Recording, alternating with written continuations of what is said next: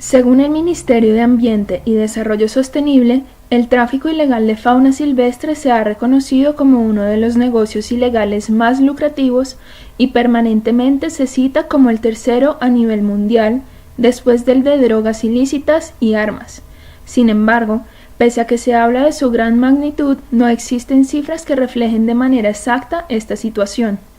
A escala mundial, se estima que unos 30.000 primates, de 2 a 5 millones de aves, 2 a 3 millones de reptiles y entre 500 y 6.000 millones de peces ornamentales se comercian anualmente para atender la demanda de animales vivos para mascotas en hogares, zoológicos clandestinos y laboratorios, estimados que no incluyen los individuos que mueren antes de salir del tráfico. La cadena de tráfico es larga y los consumidores finales, sean estos demandantes de grandes o pequeños volúmenes, son los elementos determinantes en que el problema continúe.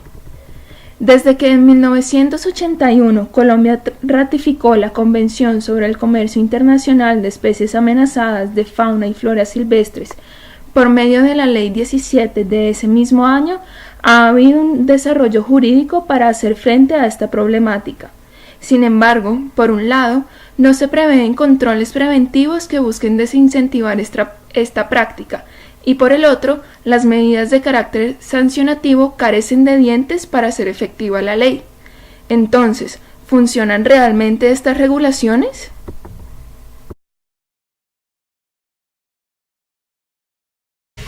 El comercio ilegal de fauna es la actividad ilícita que más dinero se mueve en Colombia, después del narcotráfico y la venta de armas a grupos al margen de la ley.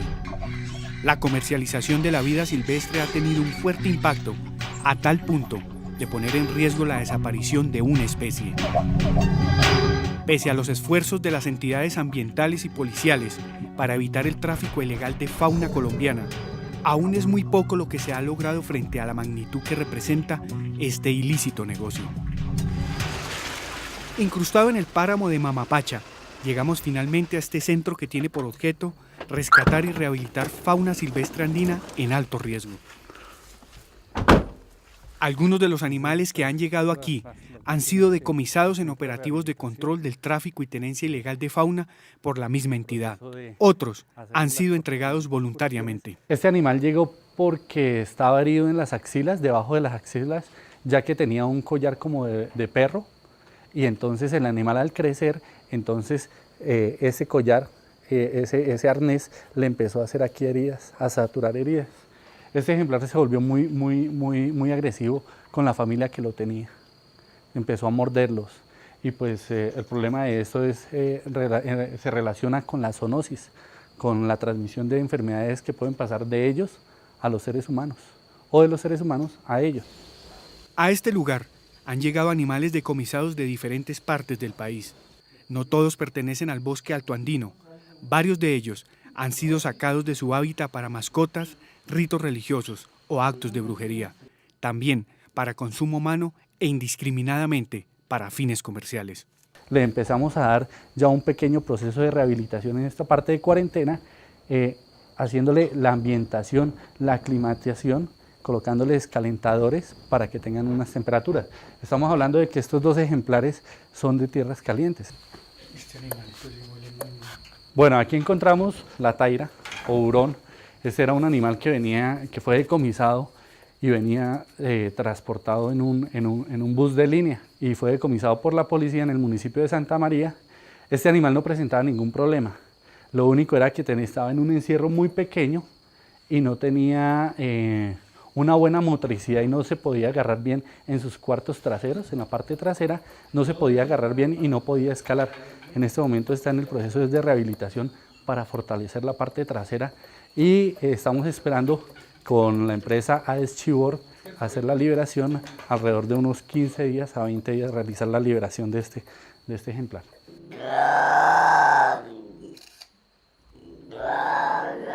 Este es un ocelote, el cual fue decomisado en el municipio de Santa María.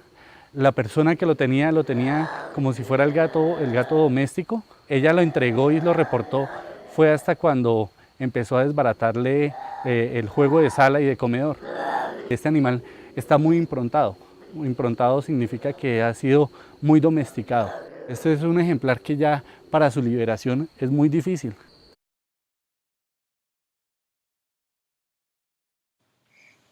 Bueno, yo considero que las anteriores regulaciones no han sido muy efectivas, ¿no? Porque seguimos viendo noticias en las cuales la labor de parques naturales y de la Policía Nacional cada vez se hace más ardua, y esto es consecuencia que las personas no han tomado conciencia frente a los peligros que tiene trasladar una especie de su ámbito natural a otro, transformándola en una especie normal, en una especie invasora. Entonces esto también trae muchas consecuencias negativas para la biodiversidad del país y para la misma reproducción de las especies. Muchas de las personas los utilizan como instrumentos en los circos o como compañía de mascotas. Entonces, a pesar de que existe jurisprudencia como la sentencia C-283 de 2014, la cual va en concordancia con la ley 1883, considero que hace falta más presencia de los entes a nivel local, regional y nacional para mitigar esta problemática que cada vez es más visible en nuestro país.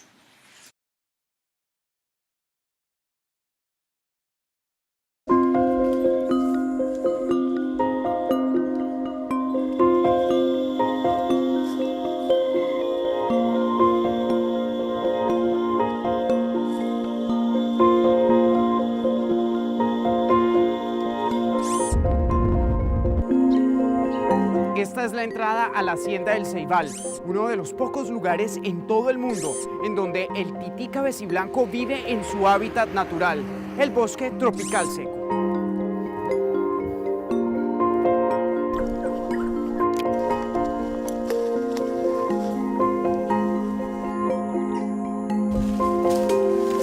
Para llegar a ellos hay que abrirse paso entre las ramas del bosque, siempre acompañados del cantar de las chicharras y siguiendo las indicaciones de una antena receptora. Están por aquí. Yo voy al mar radio de telemetría en que se siguen los tití. El tití tiene, el macho dominante del grupo tiene un dispositivo y da la señal aquí. En este bosque ubicado en límites entre los departamentos de Bolívar y Atlántico y en el que se estima viven alrededor de 100 individuos, encontramos la familia número 11 de los micos titís cabeciblancos. Pero tiene muchas similitudes con nosotros los humanos, viven en grupos familiares como nosotros. Los hijos cuando son juveniles pues son sacados del grupo y forman su propia familia. Esta familia la componen 5 integrantes, Reinaldo y Támara, el macho y hembra dominantes, y sus 3 hijos varones, Joe, Lee y un bebé de 1 semana de nacido, y todos ellos están en riesgo de desaparecer. Uno de los primeros registros bibliográficos que hay sobre los antecedentes de esta especie es que el tití cabeciblanco fue cazado en los años 60 y 70 para ser exportado a los Estados Unidos con el propósito de hacer estudios biomédicos en busca de una cura para el cáncer de colon. Se estima que durante este tiempo fueron sacados del país entre 25.000 y 30.000 monos, y adicionalmente el bosque tropical seco, su hábitat, también está en vía de extinción. Estos bosques han sido poco a poco destruidos a raíz de la ganadería extensiva, así como la agricultura, ¿no? Quedan un par de fragmentos que es donde estamos hoy. ¿Se parecen estas condiciones a las del video anterior, en donde vimos que los animales vivían enjaulados y hasta encadenados? Es así como las diferentes especies deberían vivir, en su hábitat, en la selva o en diferentes ecosistemas donde puedan suplir sus necesidades. Sin embargo, gracias al tráfico de especies, también hemos sacado al mico tití de este hábitat. En el 2016 fueron incautados 300 micos titís, lo cual ha generado que esta especie se encuentre en peligro de extinción. Como vemos, hay organismos dedicados a controlar el tráfico ilegal de especies. La Policía Ambiental y la Unidad de Parques están dedicados a incautar las especies objeto de esta actividad. De hecho, Colombia es el único país con un cuerpo policial dedicado a esto. Y no les habíamos contado, pero el tráfico ilegal de especies es un delito que se encuentra tipificado en el artículo 328 del Código Penal, el cual sanciona con prisión y con multas esta actividad. ¿Pero de qué sirve tanta regulación? ¿En dónde queda todo esto? Solo el 18% de las investigaciones que se realizan por tráfico ilegal de especies terminan en alguna sanción, y estas sanciones se ven representadas en decomisos de los animales y en sanciones pecuniarias. ¿No les parece que es lo mínimo para una violación tan grave?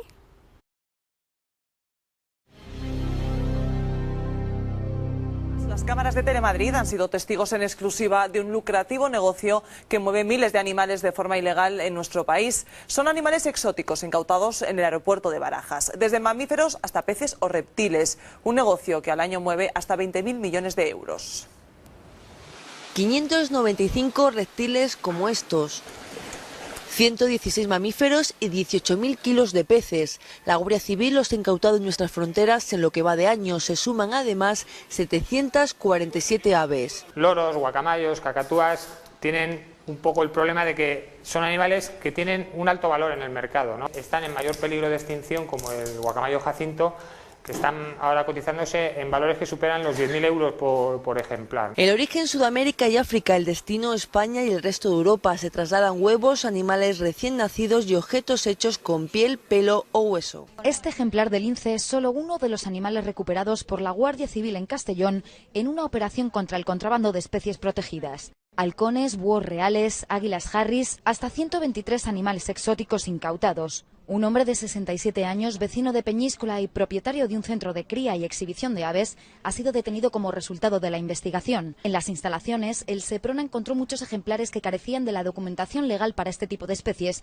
así como otra serie de irregularidades. Quizá querían su esqueleto, quizá lo querían vivo como mascota o quizá querían disecarlo. Sepan que las tres opciones vulneran la ley. Y sepan también que el contrabando de especies es mucho más común de lo que pensamos. Según el último informe de la Interpol, es el tercer delito más lucrativo a nivel internacional, solo superado por el tráfico de drogas y el de personas. Pero ¿cómo se mete ilegalmente un animal en un país? Hay muchos métodos. En el Seprona han visto de todo, desde angulas vivas en maletas metidas en bolsas estancas hasta cinturones adosados al cuerpo con huevos de ese tipo de especies. Es un método de tráfico muy parecido en algunos casos al del tráfico de drogas.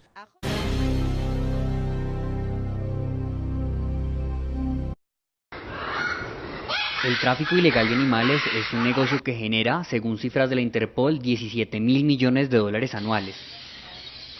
La capital colombiana no se queda atrás. En lo que va corrido del 2010 se han incautado 1.581 especies que pretendían ser traficadas dentro y fuera del país. Edgar Rojas, subdirector de Flora y Fauna de la Secretaría Distrital, explica la magnitud del problema.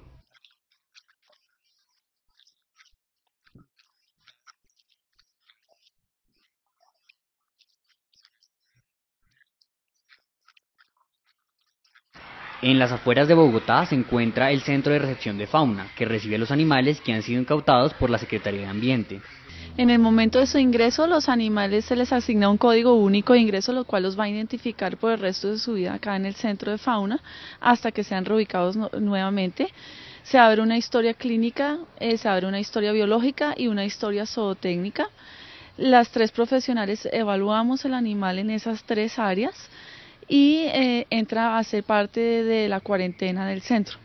Una vez cumplan su cuarentena en el centro, hacen parte de las zonas de mantenimiento en donde el biólogo trabaja en la parte comportamental y trabaja socializando los primates, por ejemplo, y ya se trata de reubicar el animal fuera del centro.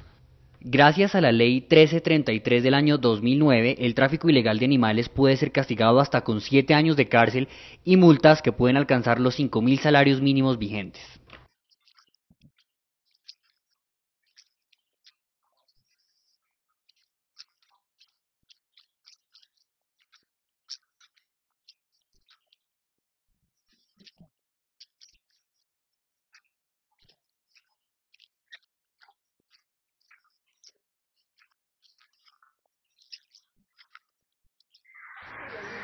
Nuestro país es rico en biodiversidad, pero tristemente tiene uno de los mayores índices de tráfico de fauna. El delito de la extracción, comercio y tenencia ilegal de animales silvestres que amenaza el frágil equilibrio de los ecosistemas y la supervivencia de las especies. Muchos animales traficados mueren durante el transporte en las ciudades. De los sobrevivientes, unos son incautados por las autoridades y otros vendidos en comercios clandestinos, plazas de mercado o en el extranjero. Ellos tendrán vidas de sufrimiento en laboratorios, exhibiciones y cautiverios deplorables. Solo una sociedad educada en el respeto hacia los animales podrá combatir este delito. Como es evidente, tanto en la legislación colombiana como en la española, el tráfico de animales se ha penalizado y visibilizado a través de los medios de comunicación, pues organizaciones internacionales han destacado su importancia económica como la tercera actividad ilícita que más ingresos genera después del tráfico de drogas y de personas. En Colombia, la Corte Constitucional ha comenzado a crear una línea jurisprudencial sobre el derecho de los animales, siendo la sentencia Hito la C-666 del 2005, en la cual se destaca que la flora y fauna del territorio son constitucionalmente protegidos per se y no por ser útiles al ser humano, dejando atrás la noción utilitarista respecto del medio ambiente y los animales, convirtiéndolos en otros seres vivos que comparten el contexto en el que se desarrolla la vida humana.